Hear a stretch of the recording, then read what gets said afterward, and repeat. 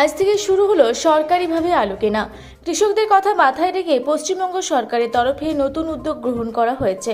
কৃষকদের কাছ থেকে 9 টাকা কেজি দরে সরকারিভাবে আলু কেনার প্রক্রিয়া শুরু হলো। মঙ্গলবার ময়নাগুড়ি ব্লকে আনুষ্ঠানিকভাবে এই আলু কেনার প্রক্রিয়া শুরু করা হয়। আপাতত ময়নাগুড়ি ব্লকে 2টি হিমঘরে এই আলু কেনা হবে। জানা গিয়েছে একজন কৃষকের কাছ থেকে মোট 70 প্যাকেট আলু কেনা হবে। আলু কেনার সাথে সাথেই তাদের মূল্য চেকের মাধ্যমে প্রদান করা হবে। এই বিষয়ে প্রশাসনের আধিকারিকরা কি জানালেন শোনাবো আপনাদের।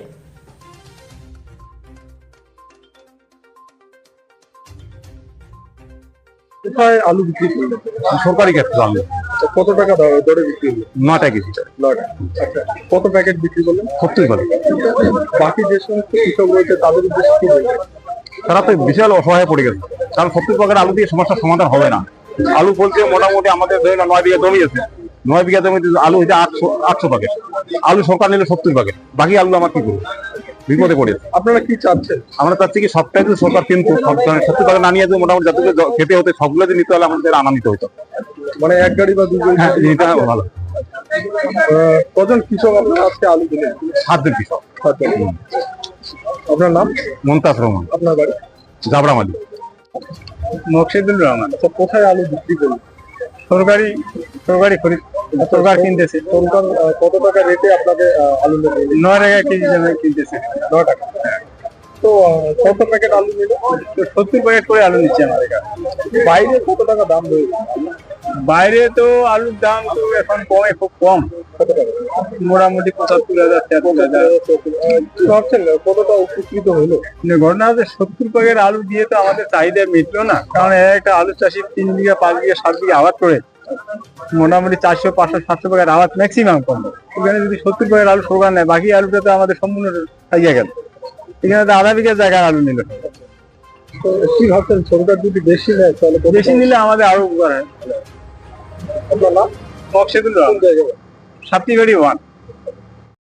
পটেটো প্রকিউরমেন্ট স্কিম 2025, যেটা আমাদের পশ্চিমবঙ্গ সরকারের স্কিমটা লঞ্চ হয়েছিল, সেটাতে ময়নাগুড়ি কোল্ড স্টোরেজে আমরা 490 প্যাকেট আলু ওনারা দিয়েছেন। ইন্টারেস্টেড ফার্মাররা এসেছিল, কোল্ড স্টোরেজ কর্তৃপক্ষের তরফ থেকে ওটা কেনা হলো 900 টাকা প্রতি কুইন্টাল দামে।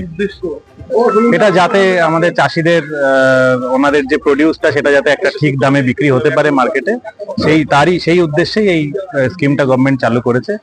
চলছে, এটা আজকে থেকে শুরু হলো। এখানে চাষিরা এটা কিসের মাধ্যমে এই আলুটা জমা করে বিক্রি করতে পারবে?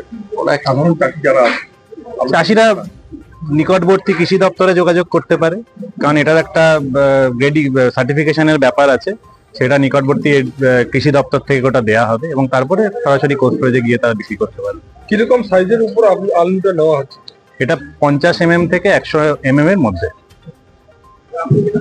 কৃষকরা যাতে সহায়ক মূল্যে আলু কিনতে পারে, তার জন্য দপ্তর থেকে যেটা আমাদের জানানো হয়েছে যে আলুটা আমরা প্রক্রিয়ার করবো সরাসরি কোল্ড স্টোরেজে, এবং সেই কারণেই সেই মার্জিনাল ফার্মারদের আমরা বেছে নিয়েছি যারা এখানে এসেছে, এবং তারা 70 প্যাকেট করে, যেটা গভর্নমেন্ট গাইডলাইন ছিল ইনিশিয়াল সময়, সেই 70 প্যাকেট করেই তারা এখানে সরাসরি আলুটা দেবে, এবং সাথে সাথে আমরা চেকও ইস্যু করে দেবো। ময়নাগুড়িতে আপাতত 2টো কোল্ড স্টোরেজে হয়েছে। মোটামুটি কত আলু নেওয়া হবে? এখন যতটুকু যারা আছে, এখনো যদি মার্জিনাল কেউ থেকে থাকে, যারা কোল্ড স্টোরেজে বন্ড নেয়নি বা কোনোভাবে যদি ছুটে থাকে, তাদের ক্ষেত্রে। জলপাইগুড়ি থেকে কনক অধিকারীর রিপোর্ট, রূপসী বাংলা মিডিয়া।